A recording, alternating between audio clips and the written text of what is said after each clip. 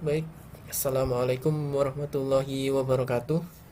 Berjumpa lagi dengan materi pembelajaran sejarah peminatan di kelas 10.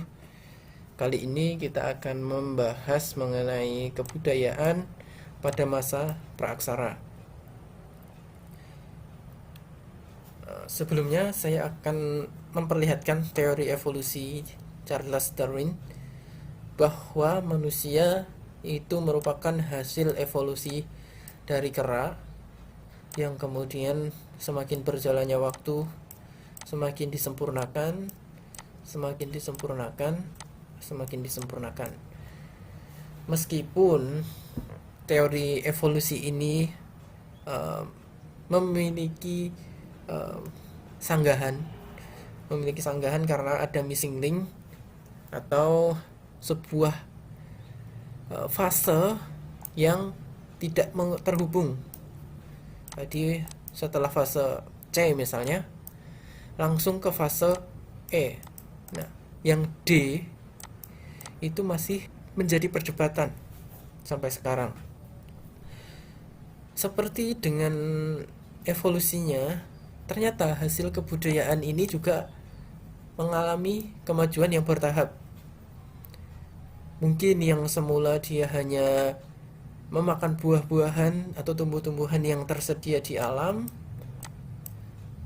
kemudian berkembang menjadi dia sudah bisa berburu dan meramu, kemudian bisa memasak sendiri dan memproduksi makanan sendiri, sampai masa modern ini sudah bisa mengawetkan makanan, sudah bisa membuat makanan untuk dimakan di hari berikutnya dan sebagainya.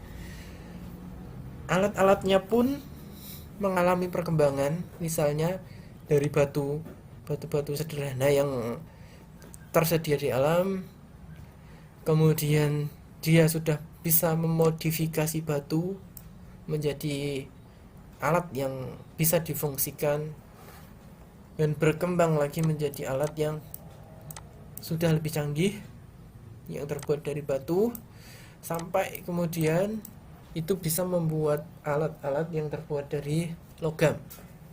Kita masuk pada kebudayaan di zaman Paleolitikum. Jadi kita akan membahas kehidupan kebudayaan di masa praaksara, mulai dari Paleolitikum, kemudian nanti ada Mesolitikum, kemudian nanti ada Neolitikum, kemudian nanti ada masa Megalitikum, yang dimana Megalitikum ini hampir berbarengan dengan kebudayaan zaman logam. Baik, yang pertama adalah zaman batu tua atau Paleolitikum. Zaman batu tua atau Paleolitikum ini disebut demikian karena alat-alat buatan dari manusia yang masih sangat kasar, kemudian tidak diasah, jadi sangat-sangat sederhana, belum menunjukkan kebudayaan yang cukup tinggi. Pada fase ini, manusia purba di zaman itu mengumpulkan makanan saja atau food gathering, belum bisa memproduksi makanan. Corak yang ada di zaman itu, manusia masih berpindah-pindah menyesuaikan makanan yang tersedia. Kalau di tempat A itu misalnya masih ada makanan, dia tetap. Kalau sudah tidak ada, dia pindah ke B. Kalau B habis, pindah ke C. Kalau C habis, ke D, dan seterusnya. Jadi dia berpindah-pindah menyesuaikan makanan yang tersedia di alam. Dan mereka belum tahu bagaimana cara bercocok tanam. Kebudayaan pada masa itu dibedakan menjadi dua, kebudayaan Pacitan dan kebudayaan Ngandong. Kebudayaan Pacitan ini didukung oleh manusia Pithecanthropus, sedangkan kebudayaan Ngandong ini didukung oleh Homo ajagensis dan Homo soloensis. Alat-alat yang dihasilkan diantaranya adalah kapak genggam, alat-alat yang berasal dari tulang binatang atau flex, seperti tanduk rusa, ataupun flex yang terbuat dari batu chalcedon untuk mengupas makanan. Selanjutnya, ini kurang lebih gambaran dari alat-alat prasejarah, alat-alat praaksaranya. Kapak genggam kurang lebih seperti ini, masih sangat sederhana. Selanjutnya, fase kedua setelah Paleolitikum adalah zaman Mesolitikum. Pada masa ini, manusia purba masih bersifat nomaden atau berpindah-pindah dan masih melakukan food gathering atau mengumpulkan makanan. Pada zaman ini, alat-alat yang dihasilkan masih berupa alat-alat batu kasar. Pada masa Mesolitikum ini ditemukan kejongken modinger atau sampah-sampah dapur yang berbentuk kulit-kulit kerang. Alat yang ada pada zaman Mesolitikum ini diantaranya ada kapak genggam, kemudian kapak pendek, pipisan atau batu-batu penggiling, dan kapak-kapak yang terbuat dari batu kali yang dibelah. Alat-alat di atas, alat-alat ini itu banyak ditemukan di Sumatera, khususnya di Sumatera Utara, Jawa, Kalimantan, Sulawesi, Flores.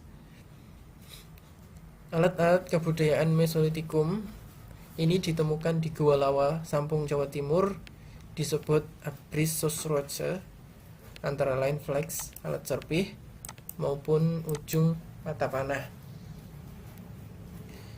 Di bagian terpenting dari Mesolitikum adalah kejongken modinger ini.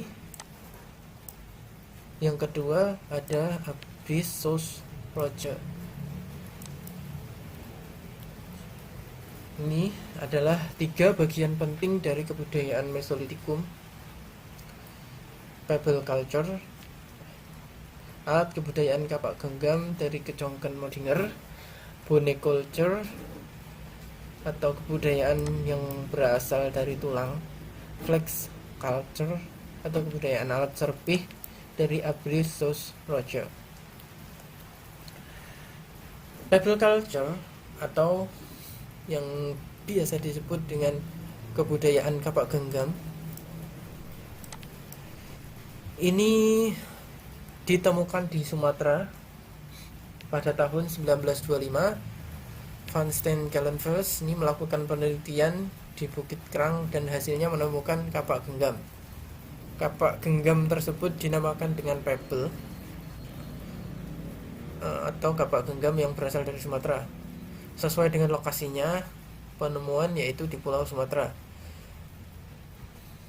Nah, ini adalah gambaran kejongken modinger, sampah dapur, tumpukan kerang-kerang.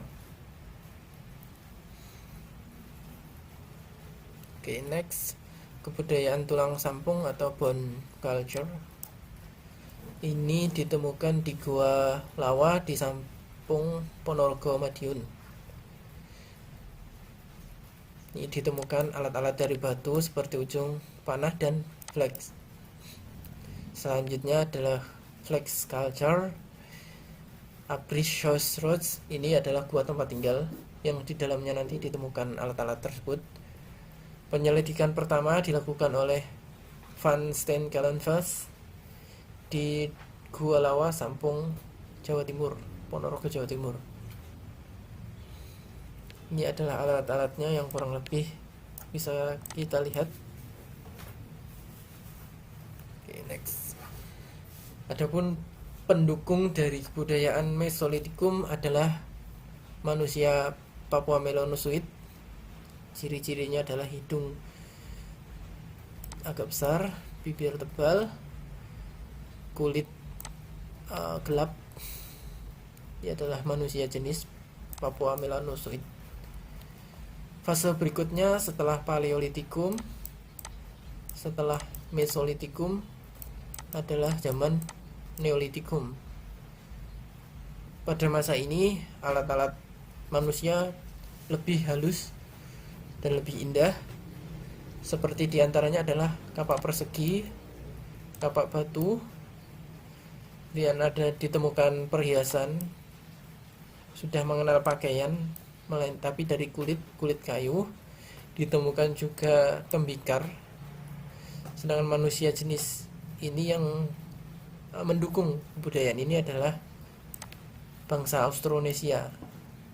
Bangsa Austronesia adalah manusia yang ciri-cirinya adalah seperti manusia Indonesia sekarang ini, berkulit sawo matang, dengan tinggi badan yang kurang lebih tidak terlalu tinggi namun juga tidak terlalu pendek, dan sebagainya. Ini adalah alat-alat yang ditemukan di zaman Neolitikum. Kapak persegi, kapak lonjong, ini adalah kapak lonjong. Di zaman Neolitikum ini manusia sudah mulai mengembangkan cocok tanam, dan fase kehidupan mereka bukan lagi nomaden, melainkan mereka sudah mulai menempati rumah-rumah, meskipun rumah-rumah yang masih sederhana, bukan rumah dalam artian seperti sekarang ini. Oke, next, zaman batu besar atau Megalitikum. Di zaman ini manusia sudah mulai mengenal agama, dengan bukti adalah mereka sudah mulai menciptakan alat-alat yang difungsikan, yang konon katanya sudah difungsikan sebagai alat pemujaan, alat persembahan atau ritual-ritual tertentu. Di antaranya ada menhir, tugu batu besar, kemudian ada punden berundak. Ini adalah sebuah bangunan yang bentuknya berundak-undak atau bertingkat-tingkat. Kemudian ada dolmen, ini adalah meja batu yang difungsikan untuk meletakkan sesaji kepada roh nenek moyang. Kemudian sarkofagus, ini adalah sebuah peti jenazah. Kemudian ada kubur batu, ini adalah waruga seperti nisan. Kemudian juga mereka Megalitikum ini sudah mengenal adanya arca. Ini adalah ilustrasi saja. Kemudian ini gambar yang lebih besar, kubur batu, menhir atau tiang-tiang yang besar menjulang tinggi. Fase terakhir dari pembahasan kita adalah zaman logam,